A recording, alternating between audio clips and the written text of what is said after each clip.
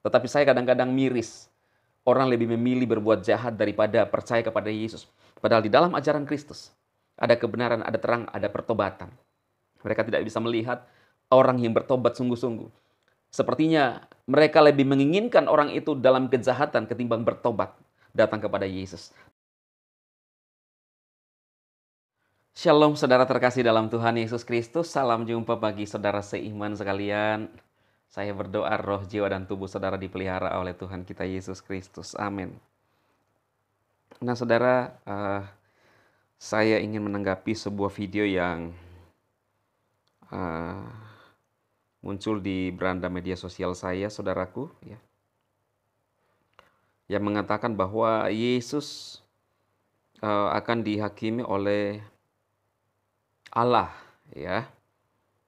Yesus akan dihakimi oleh Allah pada saat coba kita dengarkan saja ini saudara supaya lebih jelas ya. Ini sepertinya bukan iman Kristen yang membuat video ini.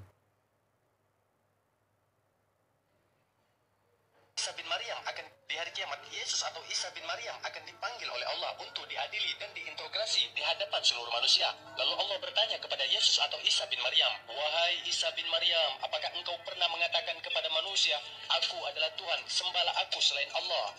Lalu Yesus atau Isa menjawab, "Maha suci engkau ya Allah, tidaklah pantas aku mengatakan yang bukan hakku. Sungguh engkau yang lebih mengetahui siapa orang-orang yang mengubah-ubah ayatmu setelah engkau selamatkan dan engkau angkat ke langit." Nah, saudara, di sini seolah-olah kita mendengarkan bahwa Yesus itu atau Isa itu yang dia jelaskan dari video ini bahwa akan dihakimi oleh Allah.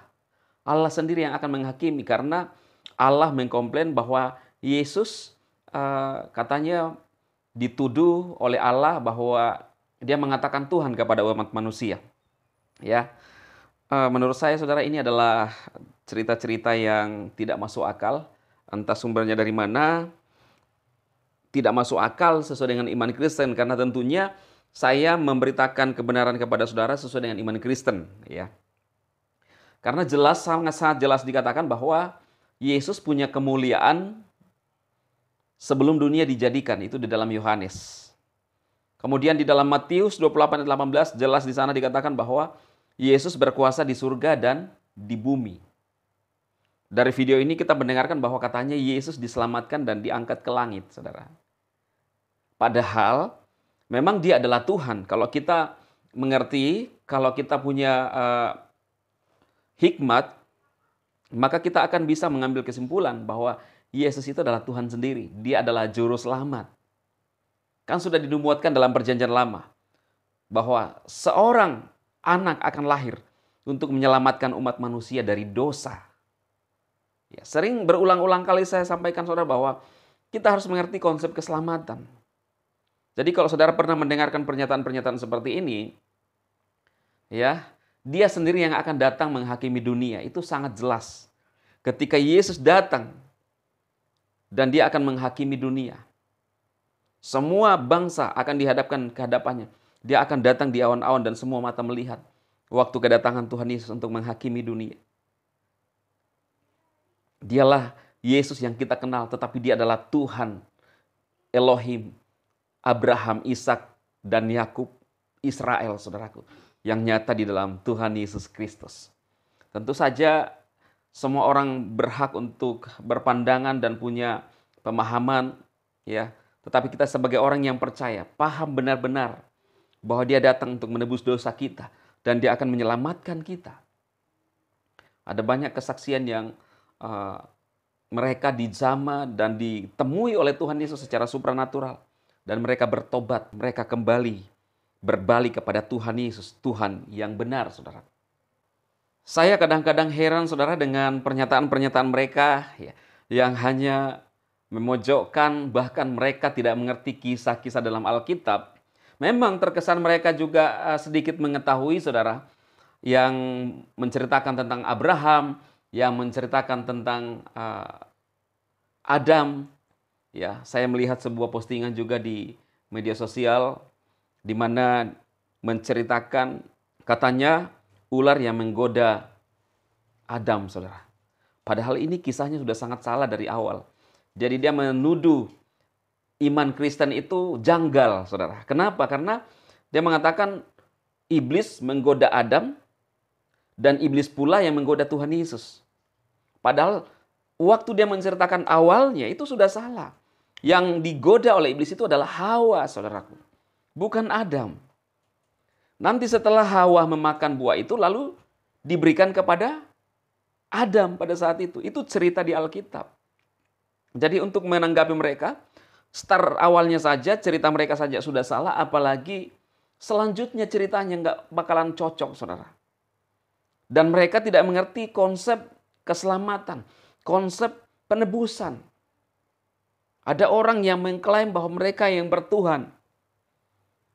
Tetapi kembali lagi kepada Alkitab, Yesus berkata, kamu harus lihat dari buahnya. Saya percaya bahwa iman Kristen, Elohim kita tidak menyuruh kita untuk berbuat jahat kepada sesama umat manusia, bahkan bisa mencelakai umat manusia demi supaya kita berkenan di hadapan Tuhan. Tetapi kita tahu bahwa hukum yang tertinggi di dalam Bible dan ajaran Elohim di dalam Yesus Kristus adalah hukum yang terutama kasihi Elohimmu dan kasihi sesamamu manusia. Ini tidak bisa dipisahkan.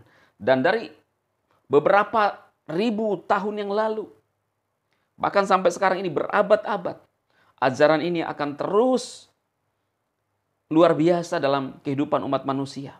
Sanggup mengubahkan kehidupan umat manusia, saudara. Saya mendengarkan pernyataan-pernyataan Pendeta Saifuddin yang dia sendiri bingung dengan yang dia ungkapkan dulu, saudaraku ya. Saudara bisa mendengarkan sendiri ya, apa yang disampaikan beliau. Kadang-kadang bingung juga, tetapi ketika dia percaya kepada Kristus, maka semuanya terbuka, kebenaran itu terbuka. Dan lihat, ketika orang bertobat datang kepada Yesus, ada perubahan, ada pertobatan. Yang tadinya jahat, berbuat dosa, ketika dia datang kepada Yesus bertobat, saudara, sadar. Tetapi saya kadang-kadang miris. Orang lebih memilih berbuat jahat daripada percaya kepada Yesus. Padahal di dalam ajaran Kristus, ada kebenaran, ada terang, ada pertobatan.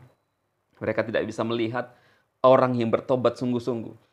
Sepertinya mereka lebih menginginkan orang itu dalam kejahatan ketimbang bertobat datang kepada Yesus. Dan hanya Yesuslah yang sanggup mengubahkan kehidupan setiap orang. Biar apa yang saya sampaikan kali ini, saudara, dan juga menanggapi sebuah video, saudara, saudara bisa paham.